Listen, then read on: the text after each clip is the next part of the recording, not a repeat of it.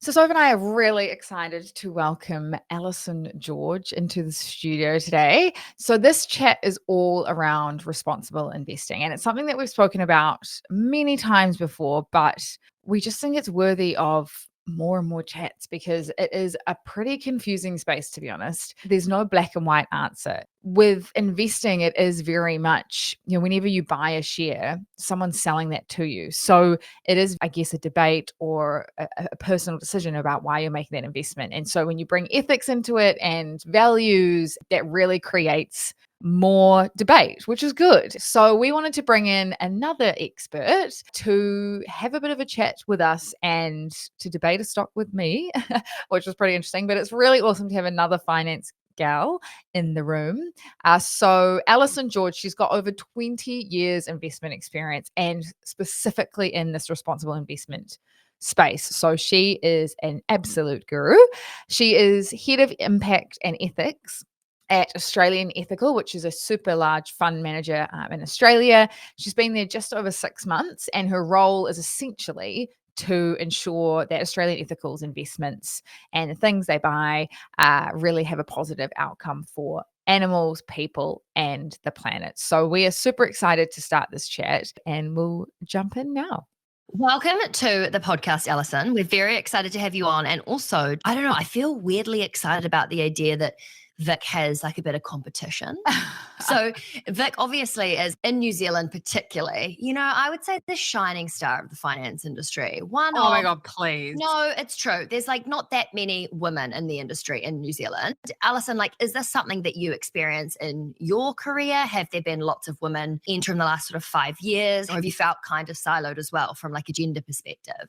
Yeah, there have been some amazing female role models in the industry, but it still is, the gender representation has a long way to go. I feel like finance is lagging behind the industries that we look at and invest in. There's so many of them are making progress, and finance really needs to catch up. I would love to know, Alison, what do you define as ethical investing? If you were to explain this to a child or somebody who has no idea what investing is or ethical investing is, what's a really simple way that you could explain it to somebody? It's a good question. And I do have kids, and sometimes I think I use them as the people that I'm thinking about when I'm trying to explain things. So, I mean, it's about making money the right way. It's about caring where the money comes from. For us at Australian Ethical, we think about it as using money for good for people, planet, and animals. That is so powerful, and it's so easy to understand. I think there's like a real mindset shift that is happening while the younger generation are starting to wake up to the idea of like what even is investing, in the idea of investing in companies, like giving a company my money, thinking it's then going to help them to do more amazing things. I think what's really scary at the moment with all of the things that are happening from the conflicts to global warming, there's so many displaced people in the world. It's really hard to feel like as an individual you can make a difference, that you can have any kind of impact beyond what these giant corporations and big politicians are making decisions on. However, something that we can do is invest our money, as you say, for good. It's just so simple. You can invest it for good. And I do think that just the concept of like, okay, it's not just as simple as where I spend my money, i.e. if I go and buy a coffee, I can use a takeaway keep cup. Or if I buy a piece of clothing, I can buy something that has been sustainably made, that's using ethical fabrics, the people that have done it aren't being abused in horrible factories. But then you can zoom out and say, okay, you own a product from that business, but you can also own and help that entire business grow, not just from a consumer lens. And that's what I think we're really trying to educate on at the Curve. And it's a really empowering, exciting thing to look at the world and be like, fuck, it's scary at the moment. There's so much going on and I don't know how I can help, but actually you can really help. And there's companies doing really cool things that mean that your money can go a long way rather than just keeping it in the bank or investing in companies that you're like, I don't really like what they're doing. I couldn't agree more. I think a lot of people are not interested in finance because it seems boring, like that kind of example that you gave just then of the money in the bank and it's slowly growing. It doesn't have the color of the financial markets. I find all of the different businesses and what they're doing and the places that they're doing it so interesting. And, each of them's kind of a different tale. And when you get under the hood of those investments and you understand just how different they are, some of the things that are being done by businesses are really exciting, that they're going to be bringing out new technologies that are positive for the environment or finding new ways of recycling waste. And, all of that happens through businesses around the world. It's all financed by somebody. I have to also be the Grinch here because I mean, I agree with everything that you're saying, Soph and Alison. I completely agree. But I also think that ethical investing has also opened this can of worms of confusion for a lot of people, because what is ethical for me might not be ethical for you, and vice versa. And you've got a lot of companies as well, a lot of funds, wanting to get access to this way of investing, get access to these investors that have money that want to invest this way. And so they dress up in, the green outfits. Yeah, they dress up and try and trick us, and we fall for it. And lo and behold, we don't realize, but the majority of their business is investing in oil and gas. And it just creates another layer of confusion or research or documentation or analysis that people have to do. And everyday investors, they don't have time for that. We're trying to break it down to make it less confusing. And then we throw on this layer of another confusing layer. And it's also, if you're buying products from a shop, you might look at the packaging and think, this looks really great. And it's using natural ingredients and it's used also recyclable packaging. But it's like, there's also fine print when it comes to products. Like they might use 2% of recycled plastic, or they might use natural ingredients that have been dug into the ground. There's so many nuances when it comes to products and greenwashing, or fashion and greenwashing. And I guess what you're trying to say is that can then translate into the finance world too. So when people think that they're being like, oh my God, I'm doing good with my money, they might not actually be. Or they're investing in a company that they think is doing well for the planet, for example. And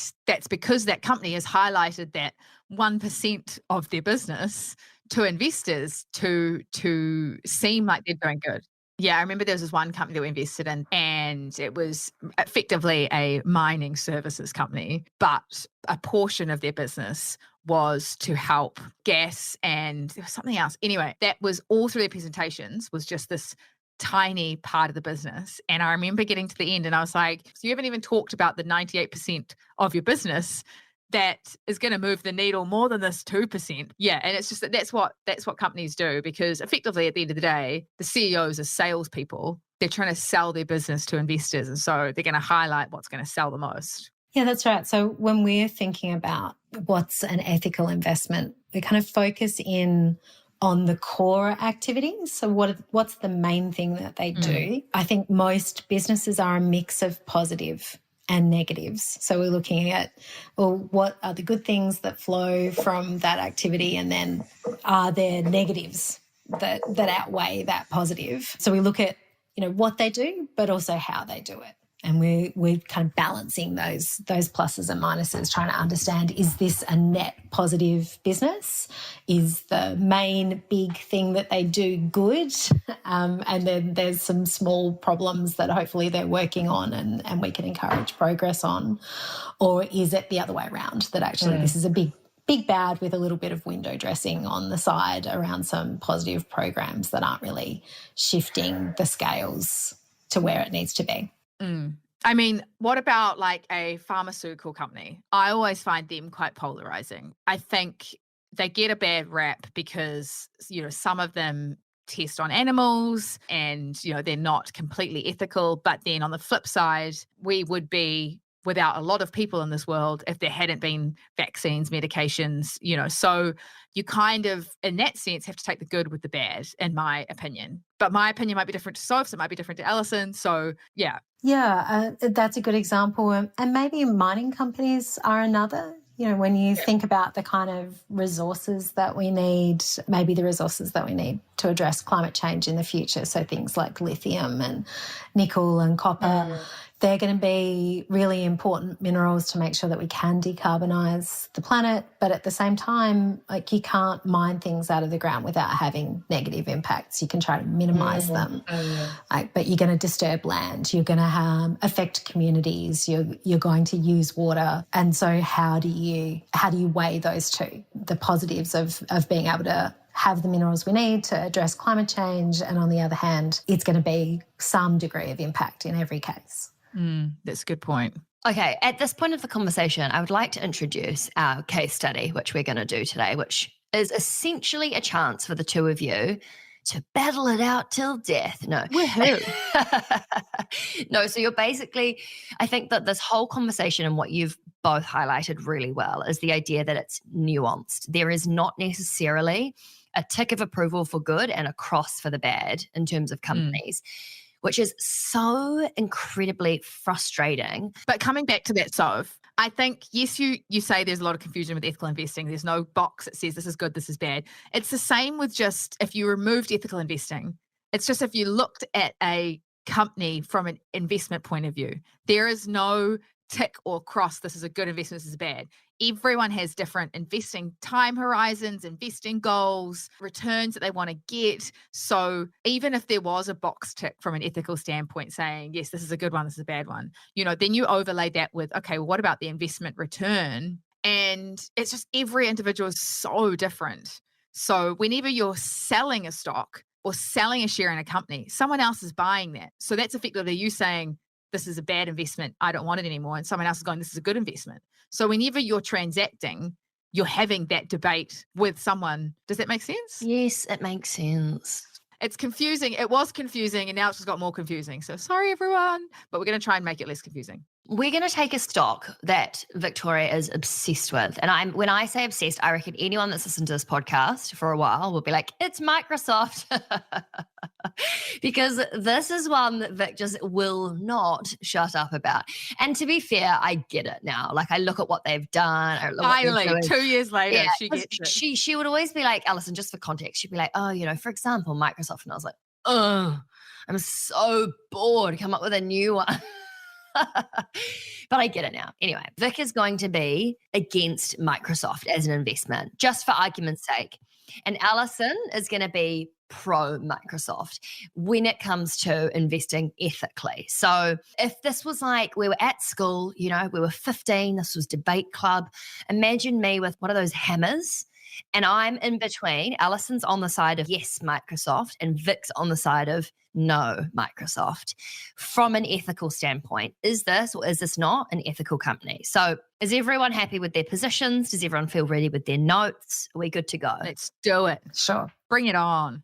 Okay. Now, before we get started, I'm going to set the scene as to what this company does for anyone that doesn't know, essentially how they operate, and why maybe this is a conflicting stock, whether or not it's ethical. Do you want to, I can take this one. I know a lot about Microsoft, so I could guess. Yeah, can you actually? I'd really appreciate that. So Microsoft, it's one of the world's most recognizable companies. Funnily enough, the name micro and soft actually stands for microprocessors and software put together.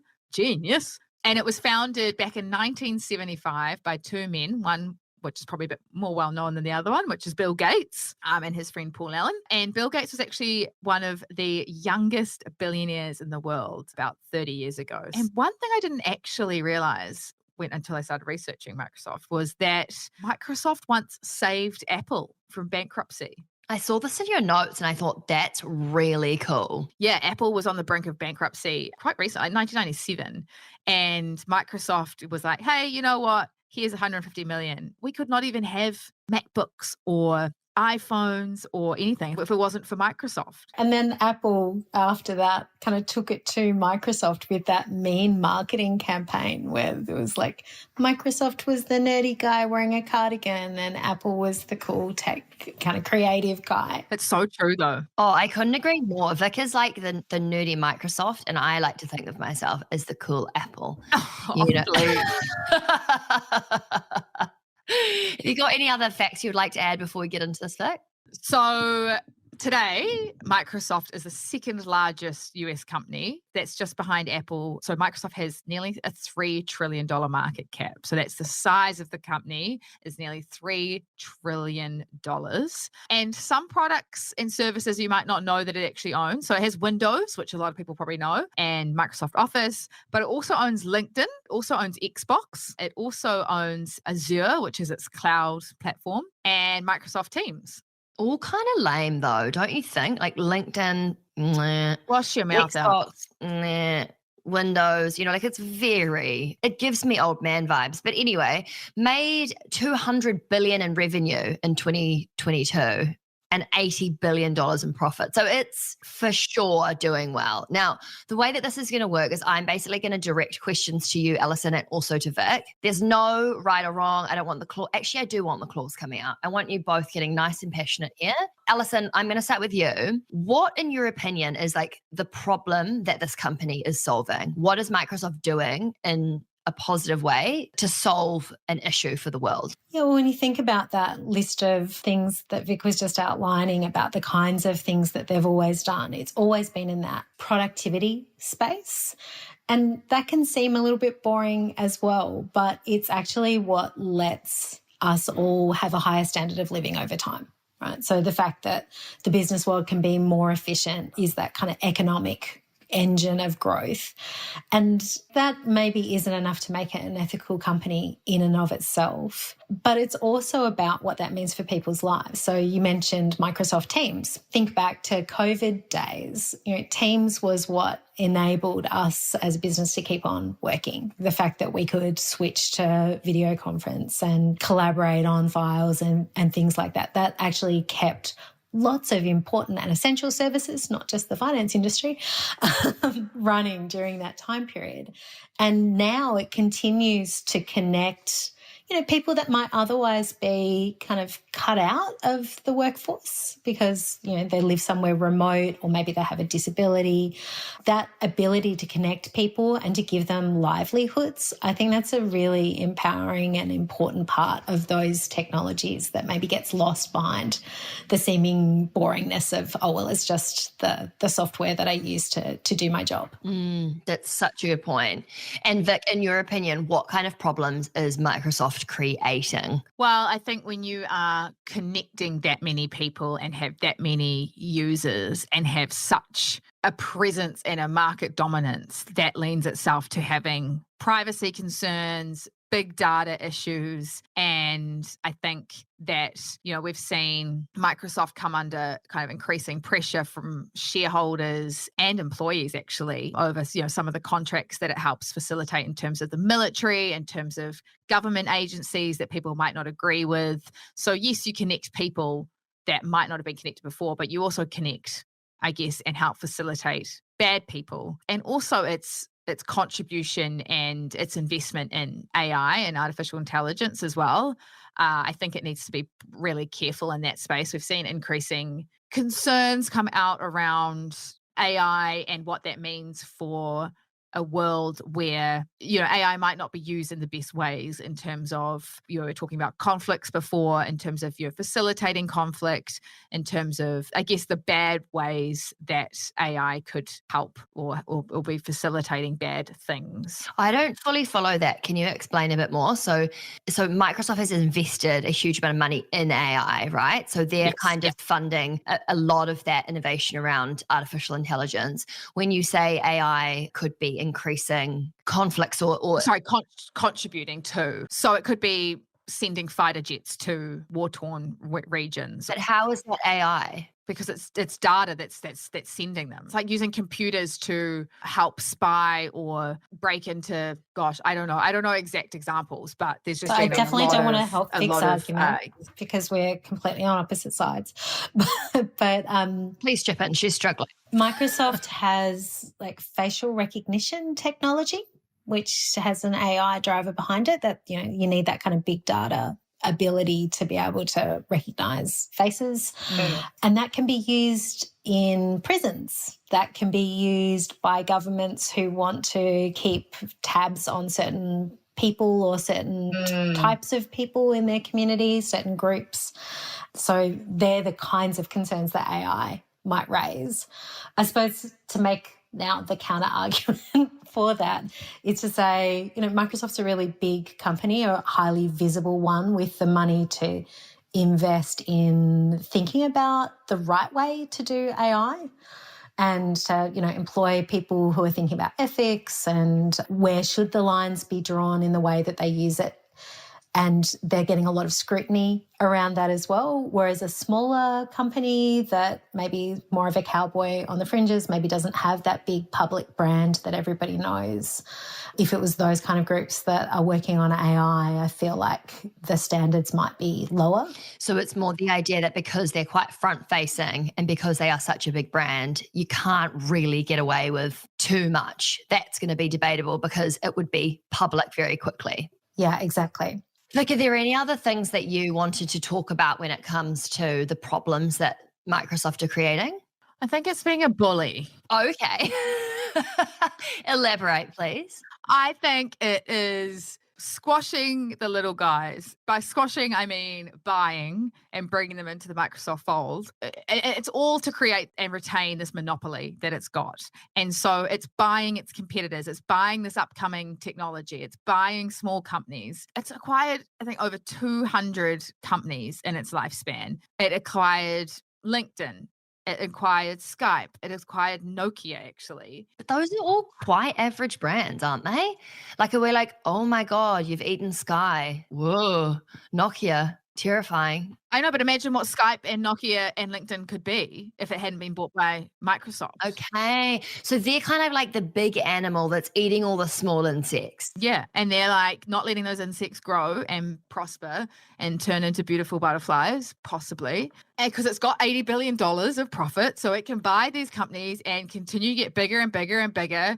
And I think it just almost stifles innovation and creativity because it just keeps eating these little companies. Okay. And what about from an environmental standpoint? Is there anything around the amount of energy that AI uses or anything like that? So there's over 1 billion PCs used now in homes and businesses worldwide.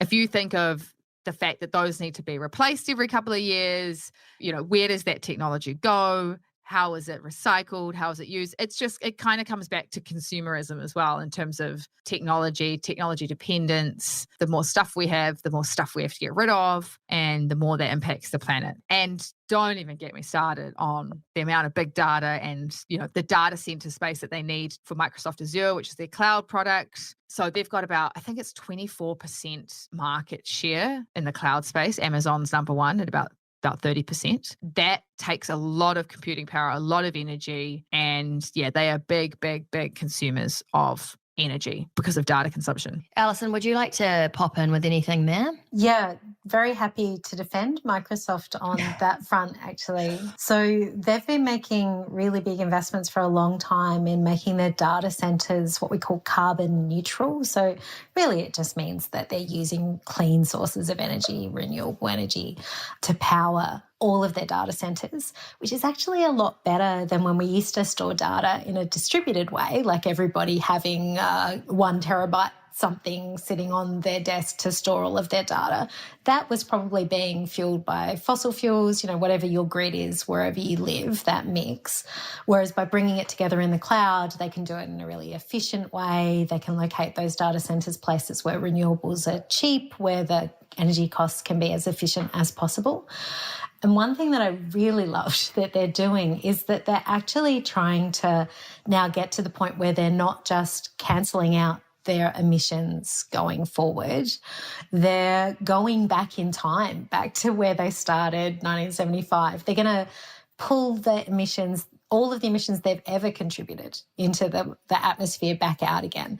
And this is because they're investing in this weird kind of carbon offsetting approach where it's literally taking emissions back out of the atmosphere and putting it in the ground or putting it somewhere where it's not going to warm the planet. It's so hard, isn't it? Because when you think about things like that, I hear that and I'm like, amazing. And in an ideal world, you want companies that are not having an impact so they don't need to offset, because by going and buying 1,000 trees, you're still destroying something, and I know that that's a really idealistic, naive thing to think about, because in order to move forward as people, as a society, all of these things need to be innovated. And some of these things are really important. Like technology, as you say, is connected so many people. Like the upside is massive. It's just sometimes a bit frustrating that the only option is to offset, like there's no other solution, it seems, than just paying for the stuff that you're destroying, or putting some of your profits back into being like, oopsies, I know we've had a bad like influence on the world, and we've actually been destroying this forest or this thing. But all I'm going to do really is just give you some money to offset. It sucks that there's not more companies where that isn't at the core of what they need to do to create whatever it is they're doing. Do you know what I mean? Yeah, I do. And I think that minimizing environmental footprints is always got to be the first order of business. And so, it's great to see that Microsoft's now carbon neutral. So they're buying renewable energy. They're actually building renewable energies to make sure that it's all zero emissions, clean and green. And so they're really trying to take a historical harm and redress that with these kind of technologies. It's kind of like you're just going to have to take the good with the bad. It just feels like a cop-out. But it's like, it's life. It's like AI. Everyone gets so worked up with the jobs that are going to be displaced, people that are going to lose their jobs because their jobs are now being done by AI and by computers. Yet on the flip side, imagine how much more efficient, and imagine what we can actually achieve through AI. So yes, there's going to be people that are impacted, but there's also going to be amazing jobs being created and productivity, and people can spend more time with their families and all of that. So it's like, where does it stop? You have to decide personally where your line is drawn, really. I think this is a question for both of you.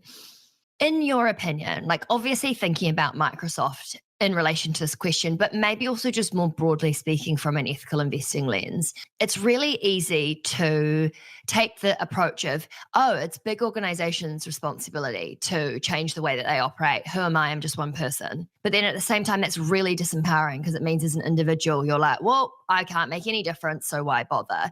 From your perspective, thinking about ethical investing, how much can we put the responsibility on a corporate versus an individual?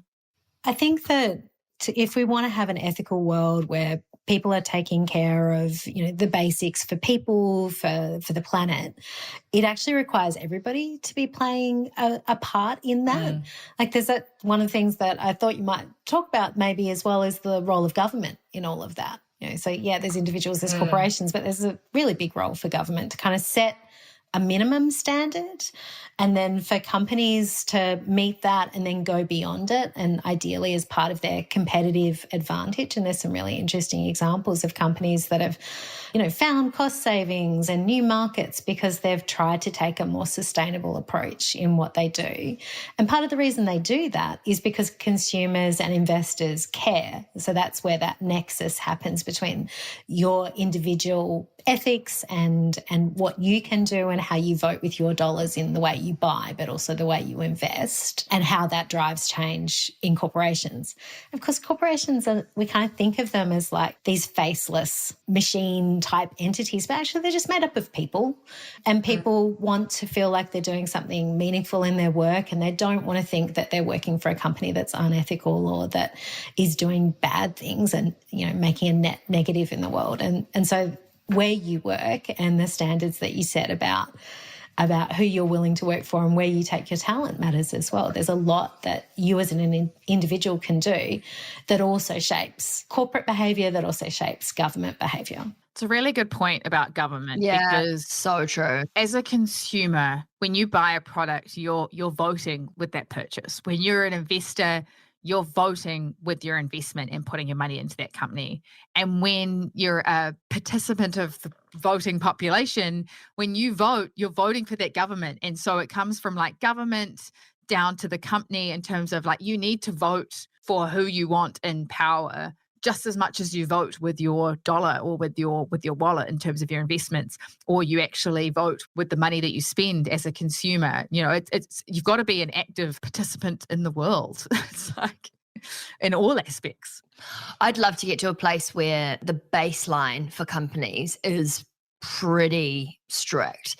in terms of what they can and can't do. And I think you're right. It does come down to what is like legally acceptable for a company and for people to at least meet that, but then also try and exceed that. And it comes down to who is in power, who's in parliament, what do they care about, what are their main focuses? Because if it's not climate change or people or looking after the planet and animals and how we're living in this world, and what they're most focused on is having a profitable economy or having super high or low taxes, whatever it is. Yeah, I think you're right that first point of call in terms of having an impact on the way that then companies respond is voting for the parliament and the people in power you want to see to implement change. My last few questions that I would like both of you to answer is around, in terms of the future of this company and whether you think it's an investable or profitable company, what are the projections for Microsoft? Do we think that there's really exciting things to come? What are things they're working on? So, we talked about how they've got this place on like almost every computer. You open a window to do your work. That's what Microsoft do. And now they've, really getting up there in terms of cloud computing as well. The next phase is AI. AI has gone from this novelty thing to it's starting to look like it's really going to, take off. And because Microsoft's that trusted brand that's already on your computer, already used at work, if they can integrate that into their software packages, like they're starting to already with Copilot, and bring that alongside the cloud computing, it should be a really rapid phase of growth for them. They should capture this huge next wave of technological productivity improvement that happens in the world. We're all going to want to dabble with AI. We're already starting to do that. But everybody also knows there's risks. Is your data going to be safe? Where's it going to wind up? So you're going to go with a trusted brand. You're going to want to see it integrated inside kind of a safe environment. And Microsoft's the one with the pole position to do that. They're already the main kind of productivity suite that everybody uses every day. So true. I know what you mean. If I was to trust my data with someone, I would go with the more boring, mainstream, been around forever, proven brand than I would some cool up and coming. Yeah, I think that's a really good point. Vic? So I would love to see you argue that you don't think Microsoft is going to be a successful company. I know, I'm struggling. No, I think the one thing I think that and we've kind of spoken about this to death, that they do need to navigate very, very carefully is the AI space. I think it's almost like it's on a tightrope, and it could very easily fall one way or the other in terms of having a positive impact on humanity or a detrimental impact on humanity. And so I think it really, really needs to navigate that, as do all the other tech companies that are wanting a piece of the pie.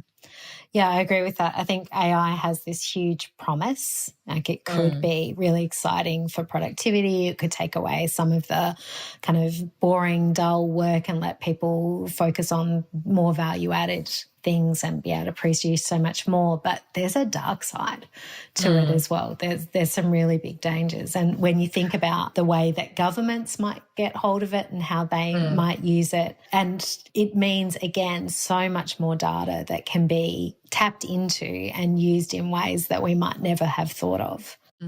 Like I might not actually be me right now. I could be AI. You could be a deep fake, an amazing deep fake. Yeah.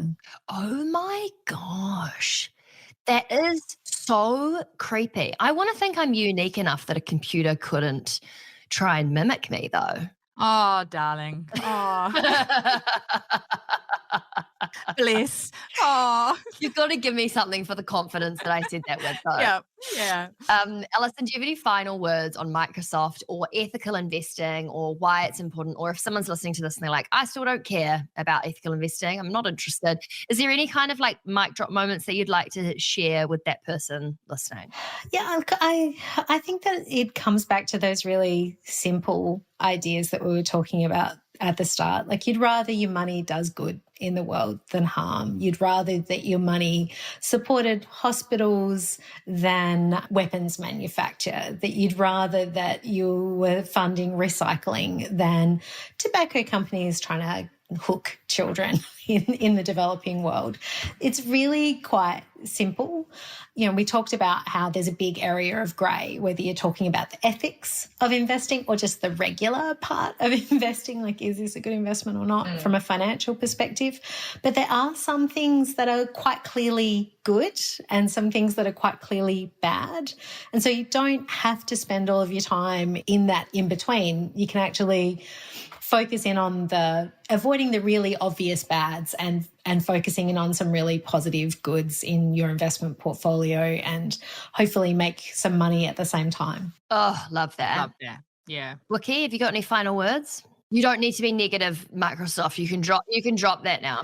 Phew. God, that was exhausting. No, I think what Alison said is right. I think don't stress yourself out so much that you don't end up investing at all. If you are really worried but you want to invest ethically, there's great ETFs, there's great ethical funds that almost do all the heavy lifting for you. Your KiwiSaver is a massive one as well. Like your whole KiwiSaver, you can look at and be like, am I with someone that I think is ethical and doing good or not? And that's also like an easy decision. It's not like you're having to pick stocks. It's a whole fund, Yeah, but don't get too caught up if none of us are perfect. As long as your investments, vaguely align with your ethics and your values. It's a bit bloody deflating. I don't know if we should be saying that. No, but it's like you can beat yourself up so much about, oh gosh, I forgot my Keep Cup today. I'm going to have to buy a coffee. Or you can be like, I've got my Keep Cup, but I'm driving my petrol car to work. Oh gosh, I should be walking. A lot of the time we do beat ourselves up so much that we could be doing better. And it's like, you know what? Doing a little bit is better than doing nothing. So the fact that you're even listening to this podcast and you're educating yourself with ethical investing, you're going to now have that knowledge and that lens when you go and look at your fund, your KiwiSaver, your next investment company that you're investing in. The fact that you're going to have that lens is great. So, yeah. Oh, I loved this. You were both amazing. I don't even know who I would pick if I was picking a favorite. You were both just so great. Thank you, Alison, for all of your time. And honestly, it's been really cool to tap into a brain that's so heavily, excuse the pun, invested in this space. You see a lot of people throwing their ideas and opinions around, whether it's on social media or resources, but actually just to sit down and have a really productive conversation like this I found it incredibly empowering. So thank you so much. It's been an absolute pleasure. Thank you for all the work that you're doing to, educate women, make it all seem a little bit less hard, especially in the ethical space.